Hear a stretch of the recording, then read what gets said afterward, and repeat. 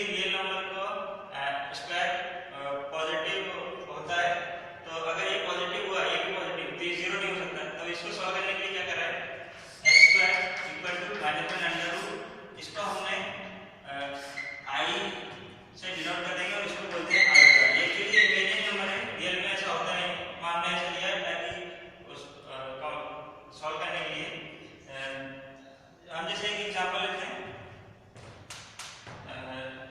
आई हमारा है under root -1, अगर मैं इसका स्क्वायर निकालूं, I square equal to -1 I cube, इसका निकालेंगे तो I square into I square का था -1, तो ये जाएगा -1, और आई पावर 4 निकालेंगे तो आएगा आई स्क्वायर इंटू आई स्क्वायर, तो -1 इंटू -1 इक्वल टू 1। तो फिर हम निकालते हैं आई 5, आई फिर आएगा आई 4 इंटू आई 4 अपना हुआ था इंटू आई इक्वल टू 1, और I 6 equal to I 4 into I square, तो आएगा -1, ये -1 आएगा। तो हम देख रहे हैं जैसे यहाँ से रिपीट होने चल रहा है, पहले आई -1 माइनस आई 1, यहाँ पे आई -1, अगर हम आई 7 निकालते हैं तो आएगा आई 4 इंटू आई 3 इक्वल टू, ये हमारा रिपीट हो रहा है, यह है -आई, और आई 8 निकालेंगे तो आई 4 इंटू आई 4 इक्वल टू 1। तो मैं एक पैटर्न मिल गया कि हर 4 के बाद ये रिपीट होगा। अगर हमको किसी भी नंबर का कितने भी हाई लेवल को उसका निकालना हो, जैसे आई टू पावर 99, उसका हम इजीली निकाल सकते हैं। उसको हम 4 से डिवाइड करेंगे, जब रिमाइंडर आएगा, अगर 1 आता है तो उसका आई, 2 आता है तो -1, 3 आएगा तो -आई, 4 आएगा तो हमारा इसका आंसर होगा 4। जैसे हम एक एग्जांपल लेते हैं, हम लेते हैं जैसे आई टू द पावर 23, इसका हमको निकालना है। इसका कुछ नहीं, सबसे पहले हम इसको 23 को 4 से डिवाइड करेंगे, 23 को 4 से डिवाइड किया,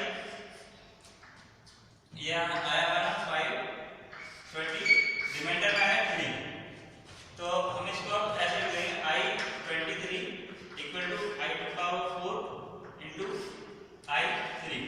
इसका हमको पता है, इसका आई टू पावर जो कि 4 होगा, ये 4 के मल्टीपल में होगा, उसका हमेशा होगा आंसर 1, तो इसका 1 इंटू आई क्यूब, और आई क्यूब का हमको यहाँ पता है -आई होता है, तो इसका आंसर हो जाएगा -आई।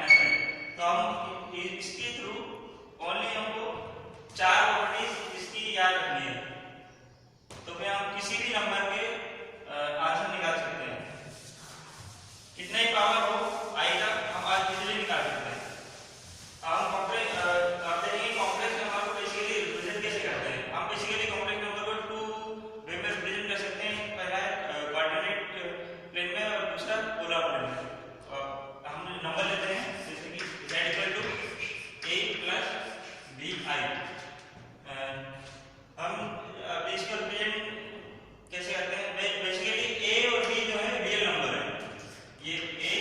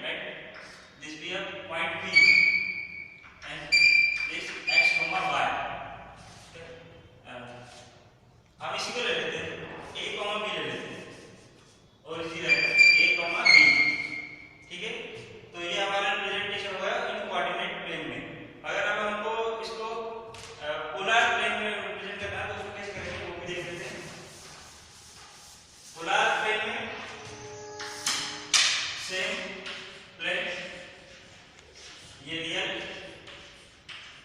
ये इमेजिनरी, पॉइंट से लेंगे पी, और यहाँ ये ओरिजिन से लाइन लेंगे वो आर डिस्टेंस पर, ये एंगल हमको, ये एंगल मतलब एंटीक्लॉकवाइज डायरेक्शन में मेजर करेंगे with respect to real axis, and इसको हम थीटा बोलेंगे, और यहाँ पे लिखेंगे आर कोमा थीटा।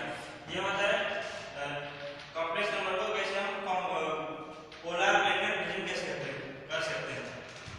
तो अब इसको आर कैसे निकालेंगे इस z का, ये हम देखेंगे। आर बेसिकली कुछ नहीं है, मॉड्यूलस है z का modulus under root a square plus b square equal to r. हमको एक चीज हमेशा ध्यान रखना है कि हम केवल a square plus b square के a और b के रियल नंबर का स्क्वायर करना है, हमको आयोटा का भी स्क्वायर नहीं लेना है, नहीं तो गलत आएगा। मॉड z इक्वल टू अपना आ रहा है, और एंगल निकालना, एंगल के लिए formula theta equal to tan inverse b upon a। ये जब हम फर्स्ट क्वाड्रेंट में, उसके लिए अगर हमको सेकंड क्वाड्रेंट निकालना, उसके लिए हम पाई माइनस थीटा कर देंगे, थर्ड क्वाड्रेंट के लिए minus pi minus theta, fourth quadrant के लिए माइनस थीटा। ऐसे हम एंगल निकाल सकते हैं।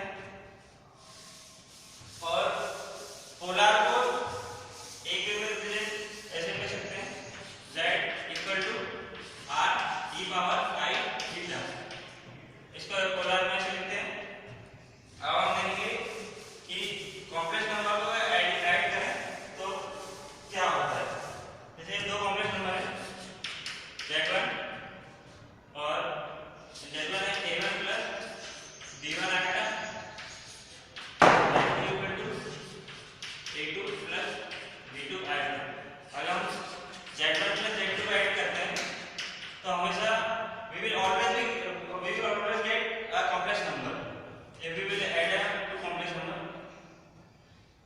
ये हमारा जो complex number मिलेगा वो हमेशा complex number ही मिलेगा ऐड करने के बाद। तो a1 प्लस b1 आए प्लस a2 प्लस b2 आए इक्वल टू z। ये हमारे